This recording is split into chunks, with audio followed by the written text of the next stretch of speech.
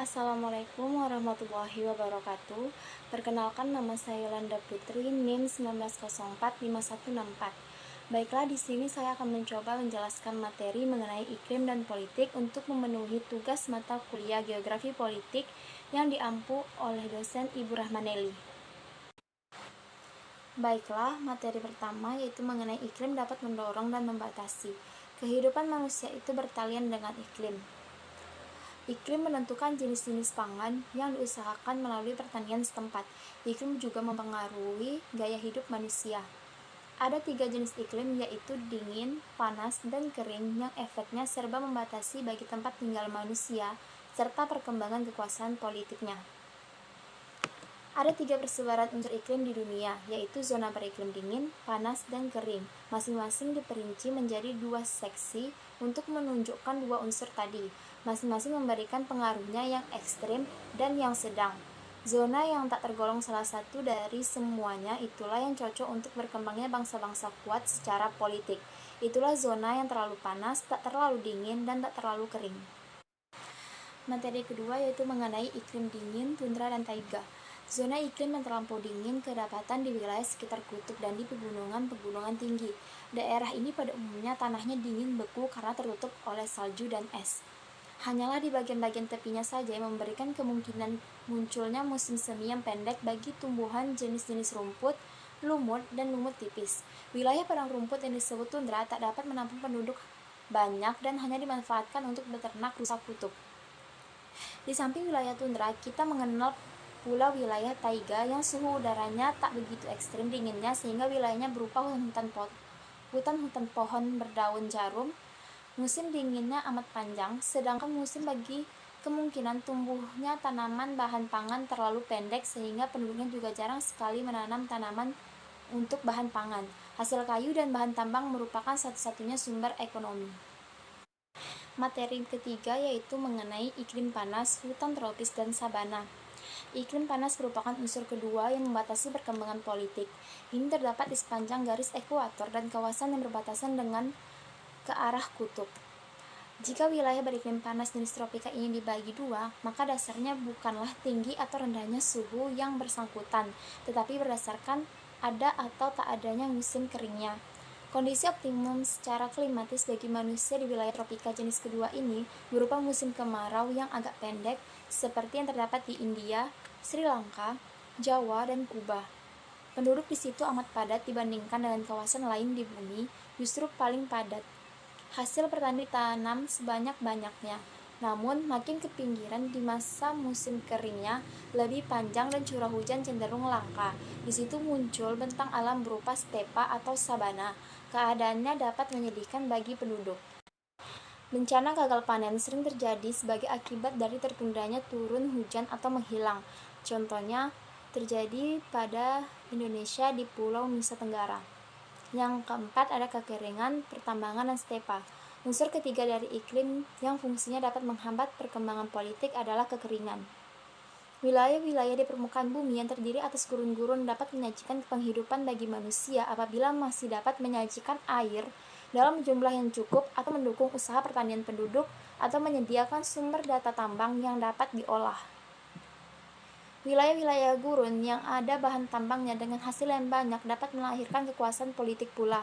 Misalnya, apa yang telah terjadi dalam sejarah negara Chili dengan pertambangan nitratnya.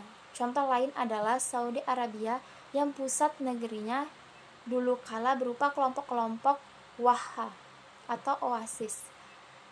Setelah ditemukannya sumber daya tambang minyak bumi yang tersebar di wilayah timur laut negara tersebut, maka Saudi Arabia menjadi negara yang secara politis penting dan harus diperhitungkan sebagai negara berwibawa di tepi Teluk Parsi.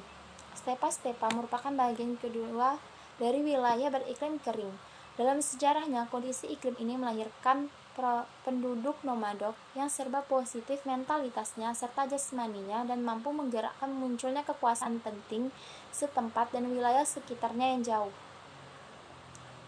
Gerakan, perkembangan, serta keagungan negara-negara Islam di masa lampau perlu dicarikan latar belakangnya dan juga pada kondisi geografis itu di samping perdamaian pada agama Islam.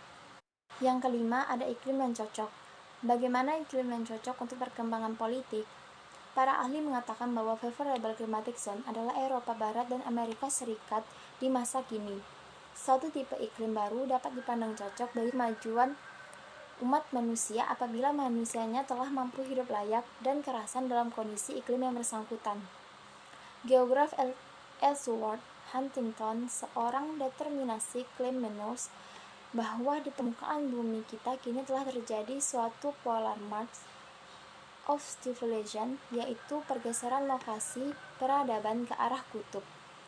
Jadi, wilayah yang paling cocok beriklim sedang yang basah ini masih terbagi lagi atas dua bagian. Yang pertama, wilayah lintang tengahan, yang suhunya serba sejuk dan terjadi perubahan-perubahan musiman dan badai-badai sinkrono. Kombinasi antara dua itu dinilai mendorong perkembangan politik. Yang kedua, wilayah lintang rendahan dan di dataran-dataran tinggi. Contohnya, berbagai republik di benua Amerika Selatan dan Ethiopia di Afrika memperlihatkan perkembangan politiknya sebagai akibat dari lokasinya di low latitude. Yang keenam, ada homogenitas lawan kompleksitas. Secara umum dapat dikatakan bahwa homogenitas iklim menguntungkan bagi kesatuan politis suatu nasional. Tetapi sebaliknya, heterogenitas dalam hal iklim, apalagi yang terlalu ekstrim, dapat menciptakan desintegrasi politik di suatu negara-negara. Asal yang tak terlalu sempit biasanya memiliki iklim berbagai tipe iklim di dalamnya.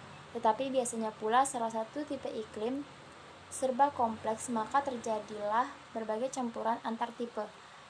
Pada yang terdahulu pengaruhnya positif bagi politik, sedangkan pada yang disebutkan kemudian pengaruhnya negatif. Yang ketujuh, ada iklim yang serba kompleks. Untuk membahas hal seperti ini, negeri Spanyol menjadi bahan yang menarik untuk ditelaah. Meski Spanyol pernah termasuk salah satu wilayah yang ditaklukkan oleh Romawi, arealnya terlalu sempit untuk mampu mewujudkan kekuatan yang dominan secara klimatis sehingga dapat membutuhkan suatu unit politik tersendiri. Di sana ternyata ada berbagai tipe iklim, misalnya bagian Spanyol Barat laut beriklim tipe Atlantik mirip dengan iklim di Prancis Barat. Adapun bagian negeri itu yang lokasinya di selatan dan timur itu tipe iklimnya jenis Mediteran. Lalu tipe iklim di pedalaman Spanyol adalah dari jenis iklim stepa pedalaman. Kontras-kontras antar tipe iklim di Spanyol itu ternyata muncul secara tiba-tiba. Yang kedelapan, ada iklim dan peperangan. Di home front, iklim mempengaruhi kemampuan negara untuk melakukan peperangan, karena hal itu ada pertaliannya dengan yang erat dengan struktur perekonomian bangsa. Peperangan yang modern pasti memperhitungkan berbagai kebutuhan seperti peningkatan produksi pangan, tekstil, peralatan militer, serta kebutuhan yang lainnya. Pemerintahan menggalakkan efisiensi tenaga manusia yang pada gilirannya akan meningkatkan suplai pangan dan kegiatan tenaga kerja penduduk, padahal dua hal tersebut sangat tergantung pada kondisi iklim. Pentingnya peranan iklim pada masa peperangan dunia I dan II dihayati oleh Amerika Serikat. Negeri ini beruntung karena memiliki wilayah yang luasnya dengan tipe iklim yang begitu bervariasi banyak sehingga dapat memenuhi sendiri kebutuhannya macam-macam bahan pangan domestik dan di medan perang. Iklim merupakan faktor penting untuk diperhitungkan, oleh karena itulah pengetahuan iklim perlu dimiliki oleh mereka yang mencanangkan strategi serta taktik peperangan selama Perang Dunia yang berlangsungnya dapat dalam tempo yang lama.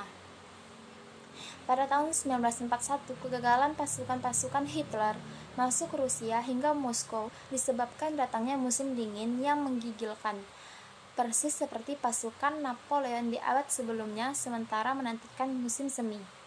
Dan yang terakhir itu ada climatic timing. Dari uraian di atas makin menjelaskan bahwa iklim dalam persebarannya serta bervariasi permusimannya sepanjang tahun berpengaruhnya atas sukses atau gagalnya peperangan baik bagi pihak penyerbu maupun pihak yang mempertahankan wilayah negerinya. Para ahli strategi peperangan harus mengerti mengenai climatic timing. Baiklah, sekian penjelasan yang dapat saya sampaikan mengenai materi iklim dan politik untuk memenuhi tugas geografi politik yang diampu oleh dosen Ibu Rahmaneli. Lebih dan kurangnya saya mohon maaf. Wassalamualaikum warahmatullahi wabarakatuh.